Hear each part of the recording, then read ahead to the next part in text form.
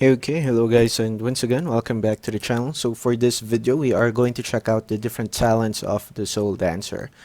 Okay, the first thing we are going to check would be the best talents to use when you are in a party, especially if you want to be a support. This would be useful if you are trying to boost or party up with members who have a really low rating. So the best C-level talent will be Soul Link. This would give HP to the current member. So how this works is that whoever has the lowest HP, the one with the higher one will transfer HP to the one with the lesser amount of HP. Now for the S-level talent, the best option to use would be the Tween's Edge. This is a continuous buff. Um, um, Holy Fist does have a cooldown, so it's not really that advisable, and it will increase two attributes randomly for around 800 to 900 points. So it will either increase critical up, multi-strike, or penetration up. So let's use Twin's Edge. Okay, this will only activate, or the S level talent and the C level talent will only activate if you are using the skill Soul Dancer's Pack. Now this skill will also be affected by Recall Light, and I will show that to you right now. So first thing we need to do would be to activate the pack to get connected. Okay, so now that we're connected, as you can see here, the Ganslinger will now steadily gain 62k HP every 5 seconds. So there, she's gaining HP. Okay, did I use a skill? She suddenly got more HP. Okay, so that's how the skill will work. So let's try to get away for now to disable.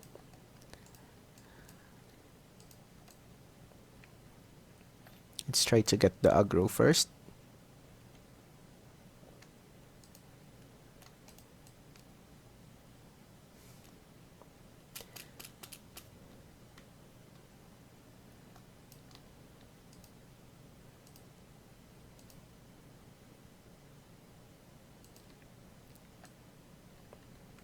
Okay, as I mentioned earlier, this will give your party member 62k HP depending on your intelligence or CDR.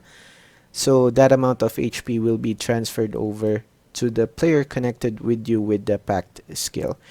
So how about the talents for A and B? So it doesn't really matter, you can use any talents, but if you want to lessen the cooldown more, then I would suggest using Lord of Time or Law of Time. This is purely for supportive talent only. So if you're planning to support a party member, so this is one of the talents that you can use. Okay, so let's check it out again. So she still has a good amount of HP, but let's get closer. Okay, there we go. So we're connected. And as you can see, she immediately gets HP every 5 seconds. 62 and 62. Now let's try to activate our healing skill. If this will affect her as well, even though she's not in the vicinity. Oops.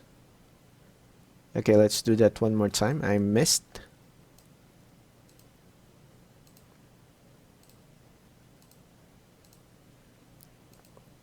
Okay, we are going to use Recall Light on ourselves because this will increase some of our heal. Let's check it out if it's really gonna work.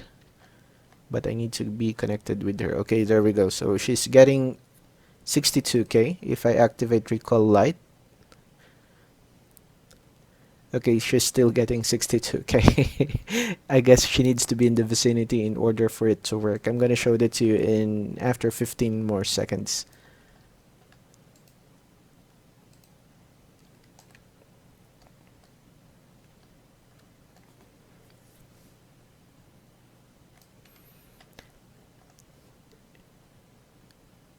Okay, so she's receiving 62k if we activate Recall Light.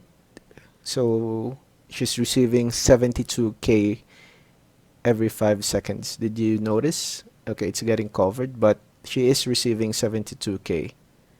Okay, it's the gun. You can pause the video and replay, so you will eventually, or you would really notice that recall light will affect the heal getting received by the player as well, as long as they are within the vicinity. Let's try light beacon. Okay, so she's healing 46k, but for... Okay, so we didn't notice the effect of the other skill. Okay guys, but more or less what I'm trying to say is the best supportive skill for a Soul Dancer would be Soul Link and Twin's Edge. You can also use Lord of Time and Law of Time. Okay, afterwards let's check out what is the best skill to use for PvP. Okay, forget what I said earlier, so not PvP. Let's test out the dungeon first. Okay, so for the dungeon, these are the talents that I use. You can use ballet in the snow or ballet in the snow if you don't worry about HP, because as you know, once you activate ballet of the snow, this will disable the heal effects of the ice glare shock. Because if you check, the ice glare shock is actually a passive skill that will restore your HP for 12k every hit. Okay, so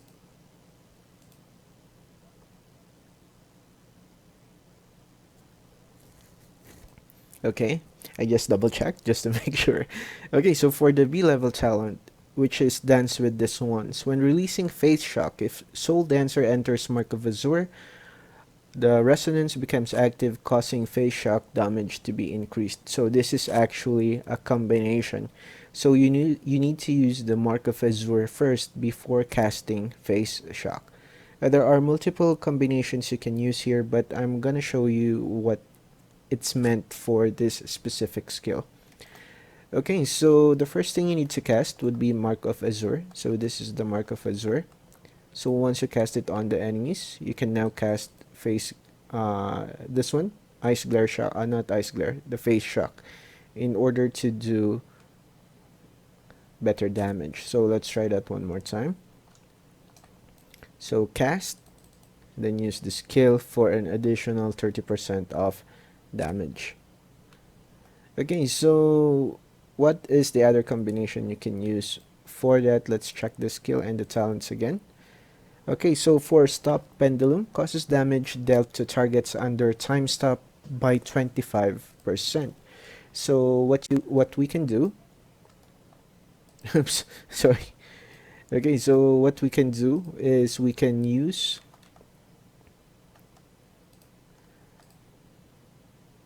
will use Time of Azure. Afterwards, we will use Time Stop, then immediately switch and use the ice glare. Okay, so you need to be fast in order to do the switch.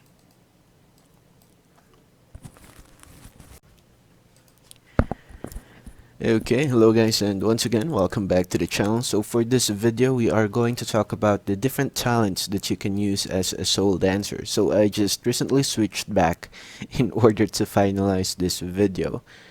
Okay, so we're done with the supportive talents. Now let's go to the attack, which you can use on PvP and on dungeons. Okay, so for the sea level talent, if you do not have any worries regarding using the ice glare shock passive skill that would enable you to heal every time you hit an enemy, then the best option would be to use Balleting the Snow, because this would give you additional damage, and every fifth attack will also give you 100% damage, including the freeze effect for enemies that are hit for 3 seconds. So this work in monsters and on players as well. I have already tested. Okay, so if you do not want the full damage, then you can definitely use Sand of Time. So each time you use a class skill, you get stack of Sand of Time that increases crit rate by 4% for up to 10 seconds for 5 stocks. So if you are a soul dancer with the Dex build, and your focus is critical attack and multi-strike, this is a good option to use as well, because this will boost your critical rate for 20% within 10 seconds. Because 4 times 5 is 20, so you have 5 stocks that is equal to 20%. So you can use this if you have the dex course or dex stats focused on, or if you are aiming for multi-strike or critical attack. Because for dex, this would, because dex will increase magic attack, critical by 4, and multi-strike by 4. So if those are your focus, this is a very good talent to use depending on how high your stats is. And do take note, this will only activate, or you can only use or the stocks for up to 10 seconds. Then you will need to wait another a few more seconds in order for this to activate, because there are no limitations indicated for this talent. So you can probably use them every after 10 seconds. You will have 20 increase in crit rate, then after 10 seconds it will go back, then in the next 10 seconds it will go up again. So it's an on and off thing, not unless they add an additional indication that it will only activate after 2 minutes, similar with the effects of the light beacon, wherein if you check this, some of the effects of this EX will only activate after a 2-minute cooldown period. Okay, so as for Soul Link, you can only use this when you're in a party. So for sea level talent, you can use Ballet in the Snow, or you can use Sand of Time, depending on your build. If you don't have Dex, you can definitely focus Ballet in the Snow, because this will add a 35 increase in your Ice Glare Shock damage, including the 2 additional effects. However, if you are focused on Dex, or if you did increase your multi-strike and your critical attack, then this is a good option. Since I don't have that high critical damage, I usually use Ballet in the Snow, but from time to time I also use Sands of Time for the additional crit rate. Okay, so for B level talent, we have 2 skills that we can use in PvP and in dungeons. We can use Dance with Swans. As you can see here, this is actually a combination of skills that you can use. So you need to use Mark of Azure and Face Shock. So this is one of the basic combination that you can use. So just because you have this activated on your talent, it won't work not unless you use the proper combination of skills. So let's check it out. So if you read, Soul Dancer enters Mark of Azure, meaning you need to be within range. Then it will activate a resonance, causing face shock damage to be increased by 30%. So let's test it out.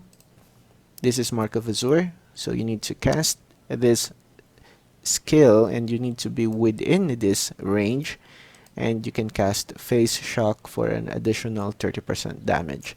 So that is just one basic combination. We're gonna talk about more in a few seconds.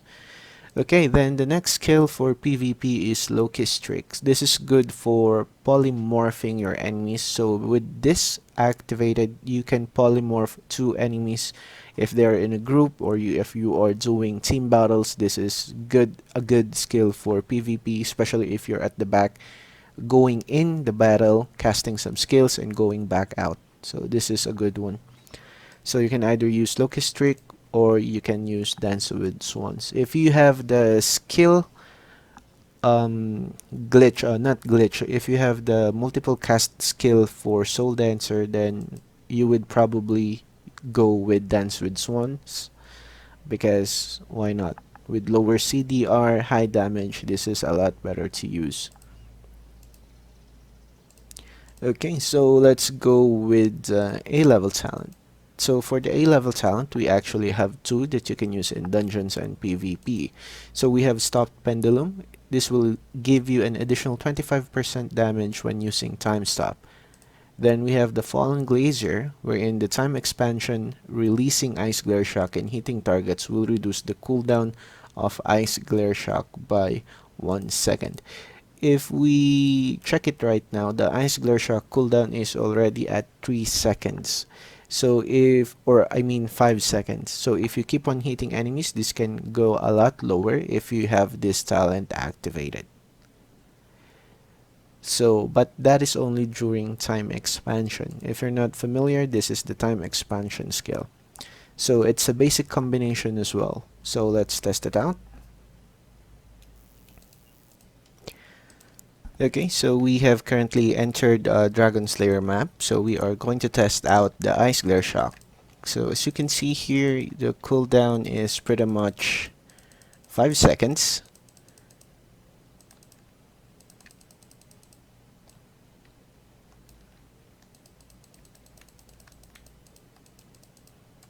Or the cooldown is around 4 seconds because of my CDR. Or maybe around 5 seconds. So let's activate time expansion.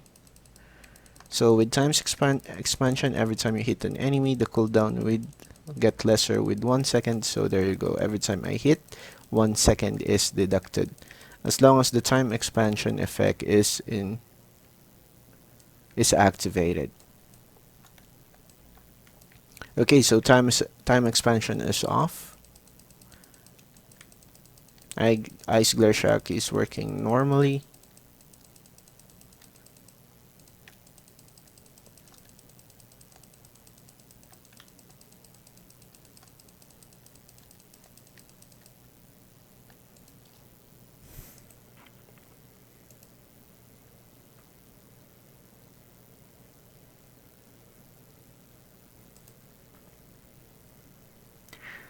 Okay, I have tested this out, however the effects are really not that noticeable. So I usually tend to use Top Pendulum for the increased 25 increase in damage. Okay, so lastly we have the S level talent. Now if you're in a solo play situation, the only talent you can use is Mimir's Spring. However, if you are in a party, you can either use Twin's Edge or Holy Fist, but as I mentioned earlier, Twin's Edge is a lot better when you're using this support cast skill. So these are the skills I use in PvP or in dungeons. The only changes I make are either going with Sand of Time or going with Loki's Trick, depending on what type of gameplay I'm planning to do in a certain situation. Okay, so this is the best rotation that I usually use. It would be Shadow Light, time expansion, Azure Mark, and Time Lock. So this will activate a boost effect for your next damage skills. Then Witch skill and Recall Light is good for polymorphing your enemies, and Recall Light will give you shield just in case you're in a group or team fight. So these are the rotations that I use. For the dip talent, as I mentioned, I have two. So for full support, I have time acceleration for the cooldown reduction effect, and I have Might of the Doppelganger for the increased damage, because even though you're supporting, you are still attacking. Afterwards, I use Blessing because it has a 16% bonus, and once you have that to the max, you can use Defend, which will give you an additional shield if you use Recall Light. Afterwards, I placed 1 point in Weak because this will reduce 25% of max endurance on enemies. For Transformation, so it's probably for the polymorph effect of the Witch's Kiss. So I placed 1 point here. I don't have my points maxed yet on this situation, but if I do, I'll probably add 1 more point here. Then I will activate Encourage until I max this out, because they'll increase damage with within 5 of Gemini. So it's just an attack skill.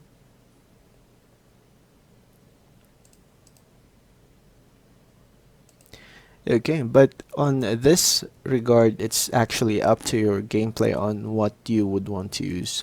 For attack, so I have Might of the Doppelganger for the 10% effect. Then I have the CDR cooldown for 5%. Afterwards, for the Water Mastery to increase the Ice Glare Shock damage for 3 seconds. And for the Double Impact to increase the trigger rate for this skill. Probably I'll increase more of the effects in here, or probably add in utility to increase HP or some drive. It depends on the gameplay or on how you want to approach a certain situation. So there's really no definite skill guide for this, because this will depend on how you use your character on that situation. Okay guys, so that's it for the video for now. I hope it gave you a brief of idea or information on how you would want to approach your talents, some of your skill rotations, and I hope you learned some of the combination or the basic combinations. Now for the multiple combinations, I forgot to mention.